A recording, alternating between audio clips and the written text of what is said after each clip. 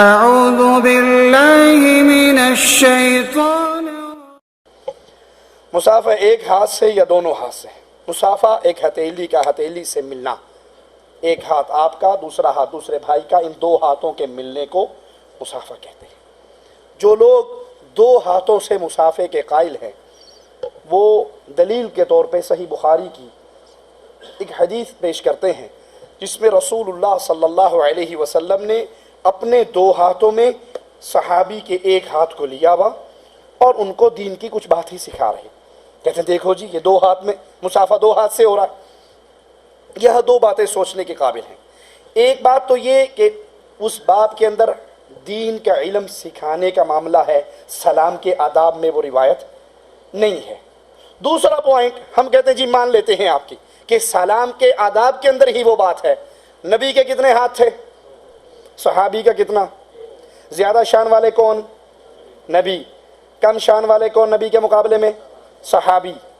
تو اس حدیث سے کیا ثابت ہوا؟ جس کی شان زیادہ ہو وہ دو ہاتھ کرے، جس کی شان اس سے سامنے والے سے کم ہو وہ ایک ہاتھ کرے. تم الٹا مانتے ہو. پیر صاحب 4 انگلیں کرتے ہیں اور مرید چوکے السلام علیکم. وہ بیچارہ جھک رہا ہے، گر رہا ہے، مر رہا ہے، 2 ہاتھ آگے میں اور پیر 2 انگلیاں دے کے اس کے ہاتھ سے یوں نکل جاتا ہے. ارے بھائی پیر کو کہو 2 ہاتھ دے، نبی کے 2 ہاتھ تھے. میٹھا میٹھا ہاپ ہاپ کوڑا کوڑا تھو تھو ایویں تو نہیں گڈی چل دی. اگر اسی حدیث کو لینا ہے تو نبی کے کتنے ہاتھ؟ صحابی کے. تو اصول بناؤ، پیر صاحب 2 ہاتھوں سے اور مرید صاحب 1 ہاتھ سے. دلیل وہاں سے لی ہے جو آپ کی خلاف جاتی ہے. مسافہ ایک ہتھیلی کا دوسرے ہتھیلی سے ملنے کو مسافہ کہتے ہیں، ایک ہاتھ سے دوسرے ہاتھ کا ملنا. آج اہل باطل کہتے ہیں کہ اہل حدیث جس طرح ایک ہاتھ سے مسافہ لیتے ہیں اسی طرح سے آج عیسائی یہودی بھی ایک ہاتھ سے مسافہ کرتے ہیں. تو ہم مسافہ کرنا چھوڑ دیں؟ نہیں. اللہ کے نبی صلی اللہ علیہ وسلم نے ایک ہاتھ سے مسافہ کیا. صحیح بخاری میں آپ باب المصافحہ میں دیکھیں حضرت عمر کا ایک ہاتھ پکڑے ہوئے تھے اللہ کے نبی صلی اللہ علیہ وسلم. باب المصافحہ میں روایت موجود ہے.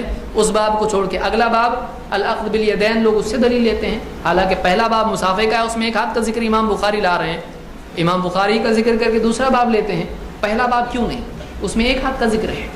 اور اسی طرح سے اور کئی روایتیں مسند احمد کی ہے کہ ایک مسلمان جب دوسرے مسلمان سے ملتا ہے اپنا ہاتھ اس کے ہاتھ میں دیتا ہے، مسافہ اس سے کرتا ہے تو اللہ تعالیٰ دونوں کے گناہ معاف کر دیتا ہے، ان کے گناہ جھڑ جاتے ہیں. ایک ہاتھ کا ذکر ہے یہاں پر بھی. تو بہرحال ایک ہاتھ سے مسافہ ثابت ہے. کوئی 2 ہاتھ سے مسافہ کرتا ہے ہم اس کو برا نہیں کہتے ہیں، اس کی مرضی. لیکن ہمارے نزدیک راجح چیز کیا ہے؟ زیادہ اولا جس کو ہم کہیں گے وہ ہے ایک ہاتھ سے مسافہ کرنا. بعض اہل علم نے 2 ہاتھ سے مسافہ بھی ذکر کیا ہے، ان کی مرضی. اس تحقیق پر کسی کا اعتماد ہو اس کی اپنی بات ہے. ہمارے نزدیک ایک ہاتھ سے راجح قول ہے، ہم اس کو اختیار کرتے ہیں اور اسی کی پابندی کرتے ہیں. اب کوئی یہ کہتا ہے کہ انگریز ایک ہاتھ سے مسافہ کرتے ہیں، ٹھیک ہے. اب انگریز اگر جو عیسائی جبہ پہنتے ہیں تو کیا آپ جبہ پہننا بدعت بولو گے، چھوڑ دو گے اس کو؟ آپ عیسائی بھی جبہ پہنتے ہیں، سفید رنگ کا جبہ پہنتے ہیں. اب یہ سنت ہے، سفید جبہ پہننا سنت ہے. تو اب آدمی جبہ پہننا چھوڑ دے گا، کل کو وہ داڑھی رکھ لیں گے، آپ کیا کریں گے؟ کترائیں گے داڑھی. تو جو چیز نبی سے ثابت ہے اگر وہ فرعون بھی کرنے لگے اس کو چھوڑا نہیں جائے گا. سمجھ میں آ رہی بات؟